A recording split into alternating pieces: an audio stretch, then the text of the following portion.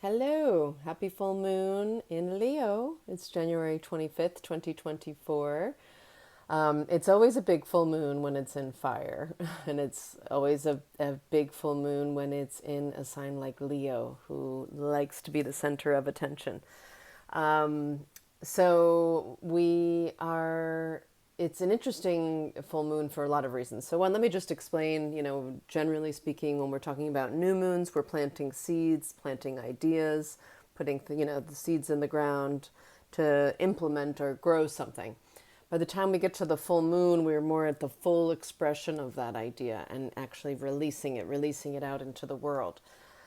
The way you could look at this is when was the new moon in Leo, which was in August of this past year, 2023. I think it was August 16th, if I'm not mistaken. I believe it was around the 23rd degree of Leo. And so this is now 6 months later. So you can think about things that you might have been putting in the ground right around at that time. And now 6 months later, they're at their very full expression. So we're here to kind of release something. The full moon means the sun and the moon are opposing each other. And this is a big deal because where the sun is right now, as we just talked about this past weekend, is just recently entered into Aquarius. Who else entered into Aquarius is Pluto. They're still within a few degrees of each other. So this full moon is also talking about and giving us, some light, bringing to light what is this sort of like move into this Aquarian era all about, and what does it mean for us, Leo? When we talk about Leo, it's really like, Leo's very interested in self. Think about the lion and the prideful lion. The sun is the luminary that is associated with Leo, so it's all about being in the center. So it tends to be about us. It tends to be about our egos and our confidence levels, our courage. When you think about lions and the sort of associations with lions, you can put that together with Leo. It's usually the peak of summer. It's like when everybody's outside, we're in full expression. So that's Leo. Aquarius is at the center of winter. And that's like when we're really more insular. However, the sign of Aquarius is really has more to do with the collective and society and taking care of other people, the humanitarian, and doing new things, thinking of ingenious ways, new innovative ways to take care of future. How are we thinking about ourselves in the future? How are we thinking about things many generations from now, not just about ourselves and what's going on for us, but many, generations from now. And there is this interesting thing we call Sabian symbols. Sabian symbols are, symbols that are connected to each degree and of the zodiac. And so in this case, it's Leo 6 because it's the next degree up when there's minutes involved.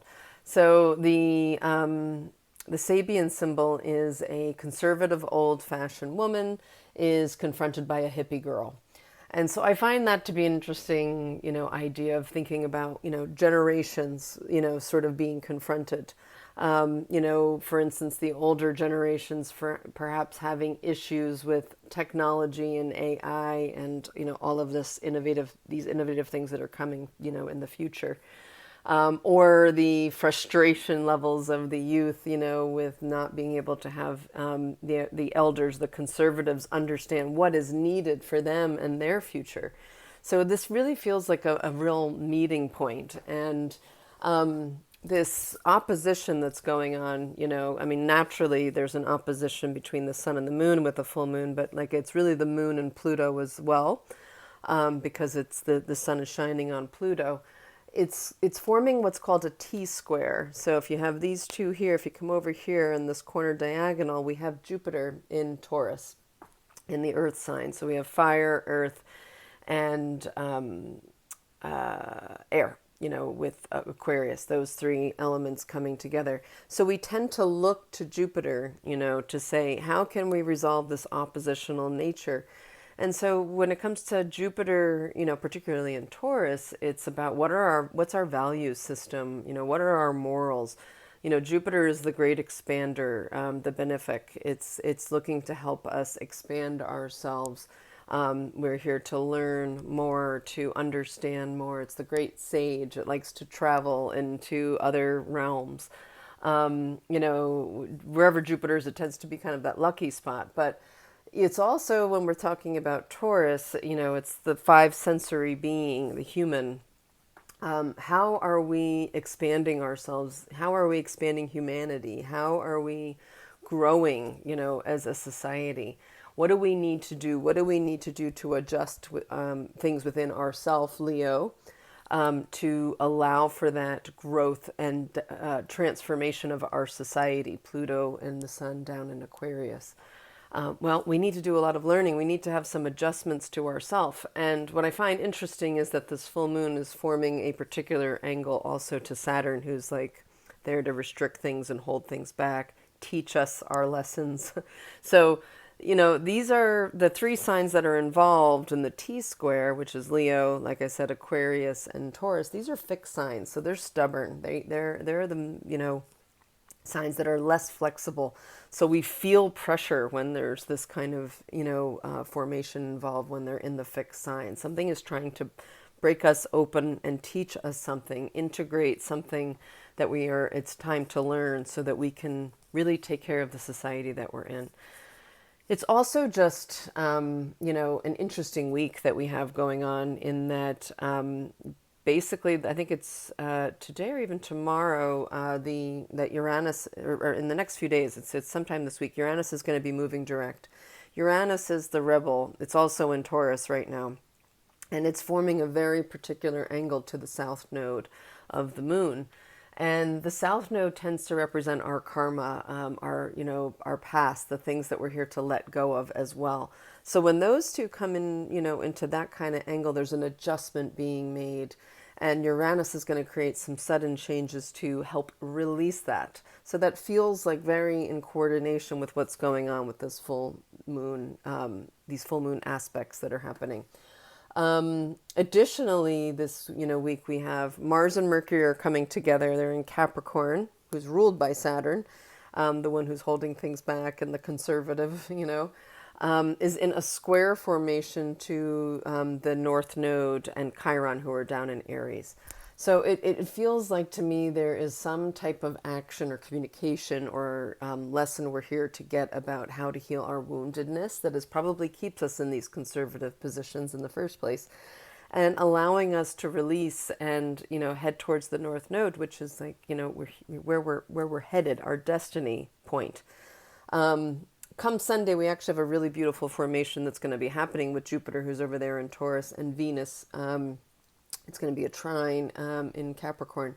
So something very, beautiful is trying to take shape, Venus rules Taurus, so there's something that I find really interesting about all of these planets and these different signs and how they are all their relationships with each other.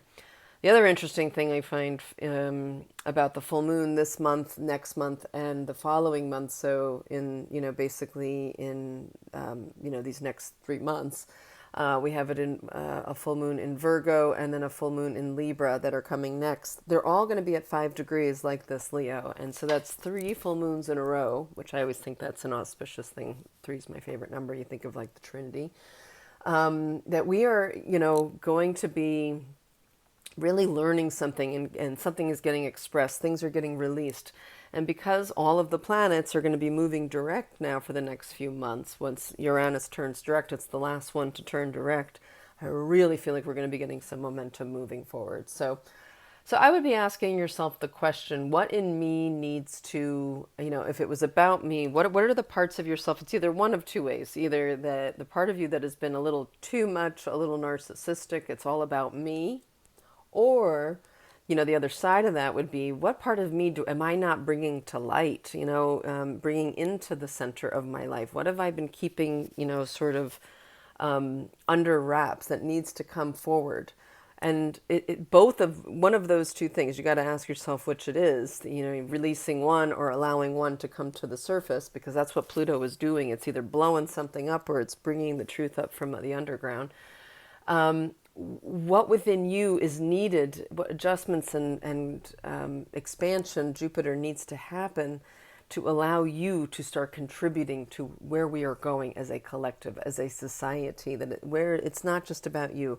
How can you contribute, to the youth? If you're the conservative in this, are you the conservative old woman that is confronted by, the hippie girl? It's ironic that the hippies, that we tend to talk about are now the elders. They're now the conservatives.